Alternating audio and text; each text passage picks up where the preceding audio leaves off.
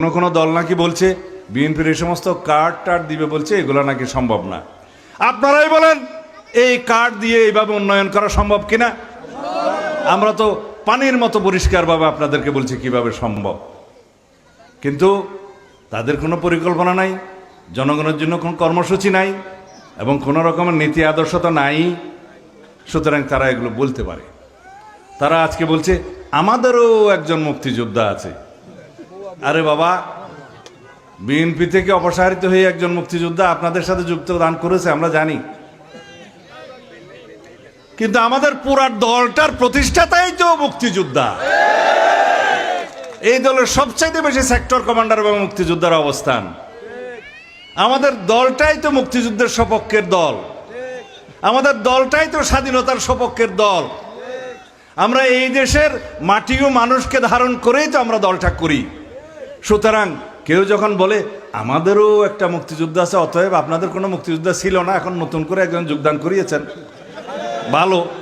আপনারা নিজেরা মুক্তিযুদ্ধের বিরুদ্ধে অবস্থান নিয়ে, দেশের স্বাধীনতার বিরুদ্ধে অবস্থান নিয়ে এখন একটা কার্ড দেখাচ্ছেন যে আপনাদেরও একটি মুক্তিযোদ্ধা আছে। এ সমস্ত প্রতারণা জনগণ বুঝে। যিনি আপনাদের জোটে যোগদান করেছেন তিনি অবশ্যই একজন প্রখ্যাত মুক্তিযোদ্ধা, কিন্তু সাইনবোর্ড দেখানোর জন্য একজন মুক্তিযোদ্ধাকে দলে ভিড়িয়ে এই দেশের মানুষকে প্রতারিত করতে পারবেন না। কারণ আমাদের দলের সবাই মুক্তিযোদ্ধা, আমরা দেশপ্রেমিক, আমরা এই দেশের পক্ষের শক্তি।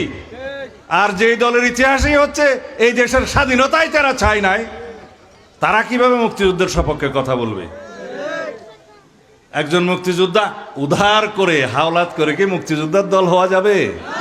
আচ্ছা, আর বলছে আপনাদের পক্ষে এই দেশের ধর্মভিত্তিক দলগুলো তো নাই।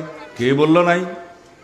এই দেশের সবচাইতে যারা বড় আলেম ওলামা, এই দেশের আলেম ওলামাদেরকে যারা প্রতিনিধিত্ব করে, তারা সবাই আজকে বাংলাদেশ জামাত ইসলামের এই যে ধর্মীয় বিভ্রান্তির বিপক্ষে তারা অবস্থান নিয়েছে এবং বলছেন, মানুষ সেটা জানে এবং বলছে এরা প্রকৃত ইসলামের অনুসারী তো নয়, তারা ইসলামের ক্ষতি করছে।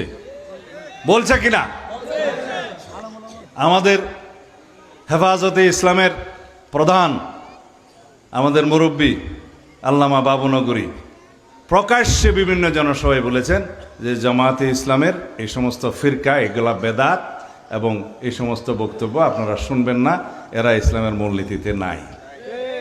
বলছে কিনা? তো সুতরাং আমরা তো আমাদের সেই গভীর জ্ঞান নাই সে সমস্ত বিষয়ে, আমরা এর বেশি বলতে চাই না। এদেশের মানুষ জানে। ধর্মের দোহাই দিয়ে ধর্মভীরু মুসলমান ভাই বোনদেরকে যারা বিভ্রান্ত করতে চায় তাদের প্রতারণার শিকার এদেশের মানুষ হবে না। আমার সনাতন ধর্মী ভাই বোনদের উদ্দেশ্যে বলতে চাই, আপনাদের চেহারা দেখে আমার মনে হচ্ছে আপনারা বেশ কয়েক ঘন্টা যাবত এখানে অপেক্ষা করছেন। আপনার